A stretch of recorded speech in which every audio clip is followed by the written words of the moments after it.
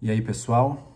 O Trump nunca fez segredo para ninguém de que um dos principais inimigos que ele vê ao poder dele é o chamado Deep State. O que é Deep State? Estado profundo. No fundo, são os servidores de carreira do Estado americano.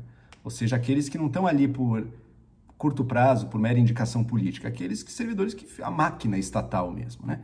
Que, enfim, fazem parte da burocracia, muitos dos servidores de diversas agências, também professores, todas as profissões mais estáveis, procuradores, também todas as profissões mais estáveis do Estado, ele vê como uma grande máquina que é contra ele. A gente poderia perguntar, né? Será que é contra ele ou será que é só não está fazendo a vontade dele a todo momento? Não estão ali para servir a pessoa do presidente. Tem opiniões próprias, tem interesses próprios que podem ir para um lado ou para o outro, podemos discutir, mas que não se coadunam, não se submetem à vontade do presidente da vez, né?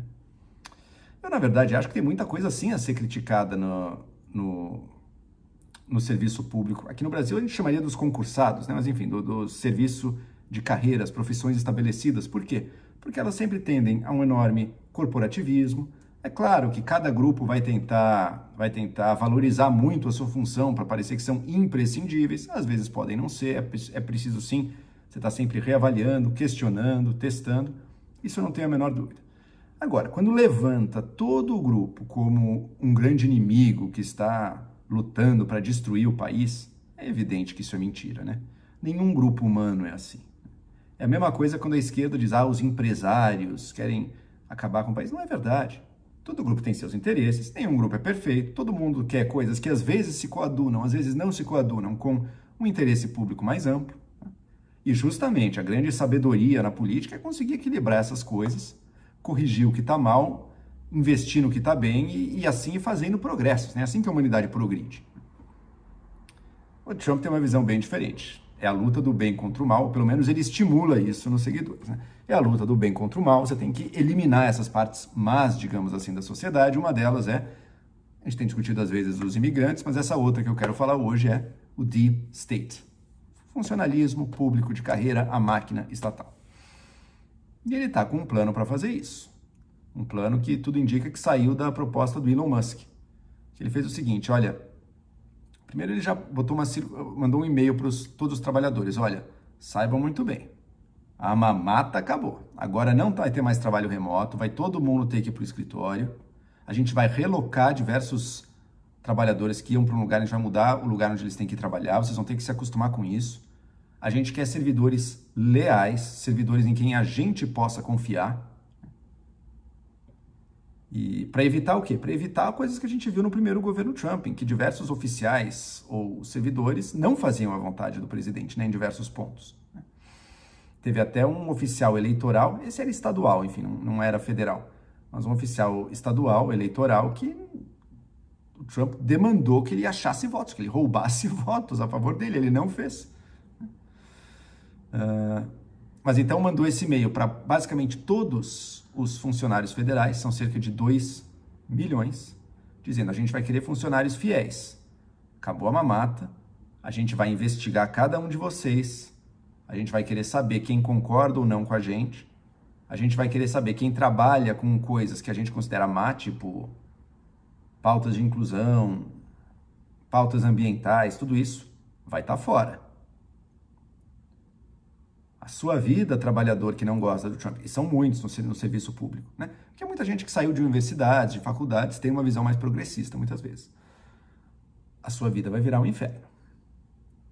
Você escolher ficar aqui, você tem grande chance de ser demitido, levar o pé na bunda, porque a gente vai mudar até categorias do funcionalismo para ser mais fácil de demitir, coisa que no Brasil é bem mais difícil, hein? E os que não forem, pode ter certeza, você vai estar sendo avaliado, medido, investigado o tempo todo. Mas tem uma possibilidade. Você não quer viver isso? Então aceite agora a nossa proposta. A gente paga o seu salário até setembro, 8 meses de salário. E você nos dá tchau. Uma demissão, um programa de demissão voluntária. Que segundo o próprio Musk, a expectativa é que de 5 a 10% dos servidores federais Isso só não inclui poucas categorias, viu? De agentes de imigração, de segurança, tá? O resto está tudo dentro. Então, que aceitem esse pacote de demissão voluntária, peguem o dinheiro, 8 meses de salário não é pouca coisa, né? E tchau e benção. O que isso cumpre para o governo? É um jeito de tornar o Estado mais eficiente? Aí eu diria que provavelmente não. Talvez pessoas, servidores, reconheçam que a sua função é meio inútil, talvez esses aproveitem e vão. Mas diversos outros não. Diversos outros estão em funções úteis, mas como não querem a piora da sua condição, como não querem ser perseguidos, vão embora. Não dá nem para prever de que ramos do governo vai sair mais gente. Talvez o serviço público fique com déficit de pessoas em algumas áreas, se sair gente demais delas, né? Então, não vejo garantia nenhuma de que isso vai promover a eficiência do serviço público. É uma medida de corte de gastos? Sim, deve ter um efeito relevante de cortar gastos ao reduzir o número de servidores federais, né? Então, algum efeito disso vai ter, embora ainda muito distante dos trilhões, né, que o Musk estava prometendo, mas pode ser um bloco, aí, uns 100 bilhões, é o que o próprio Musk estimou, que pode economizar, né? Então, como corte de gastos, pode ser que tenha alguma função. Mas a principal função disso, não tenho a menor dúvida, a principal função é garantir que o serviço público de carreira, não estou falando dos cargos de confiança, dos nossos, né? No Brasil, cargo de confiança, o comissionado que chega, fica no governo do presidente da vez, depois sai, é trocado por outro. Estou falando do funcionalismo de carreira, aqueles que estão ali no longo prazo, que o governo passa, o governo muda e os funcionários são os mesmos, a máquina pública mesmo. Eles querem que esses estejam 100% leais ao presidente Trump. E nisso, eu acho que essa medida pode ser bem eficaz. Os Estados Unidos, ele permite muito mais poder na mão do presidente do que o Brasil de hoje em dia. No Brasil de hoje em dia, o presidente não teria tanta facilidade de mexer com funcionário público, né, com estabilidade. Mesmo uma reforma administrativa que viesse, mexeria com funcionários públicos dali adiante, né? Mesmo a mais radical. Então não é tão fácil transformar de uma vez. Nos Estados Unidos também é um teste. Trump fez isso mandou a proposta para as pessoas. Não passou por Congresso e o Judiciário ainda vai julgar isso aí. Se ele não está ameaçando os trabalhadores, tudo que consta no e-mail é permitido ou não é permitido pela Constituição? Mesmo a oferta de um pacote de demissão voluntária, em tese, há um limite do quanto o governo pode oferecer, que era até $25 mil.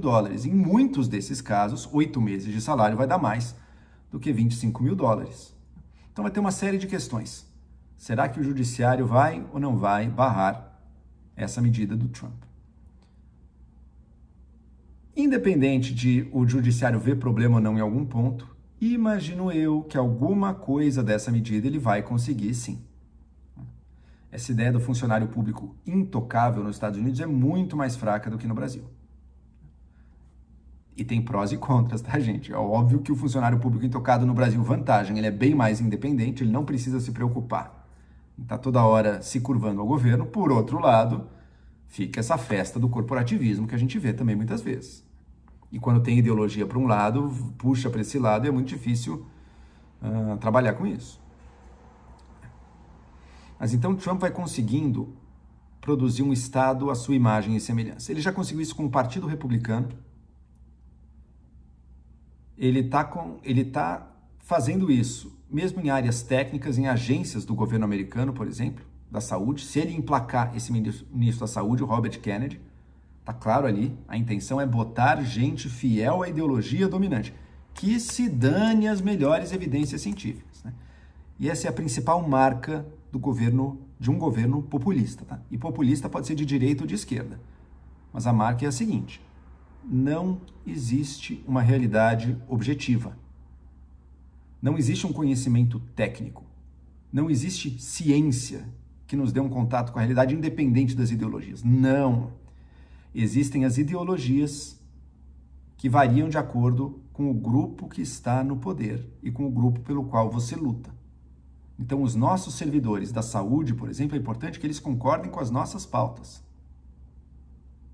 Não é importante que a gente chegue em pautas baseadas na evidência. Não existe evidência, não existe ciência. Existe interesse, existe ideologia. O resto é discurso. E é isso que está em jogo aqui. O importante é o discurso. É repetir o discurso e obedecer à autoridade que tem o apoio de uma faixa enorme da opinião pública. Agora, ao fazer isso e ao levar isso cada vez mais adiante, destrói-se a possibilidade de uma verdade objetiva.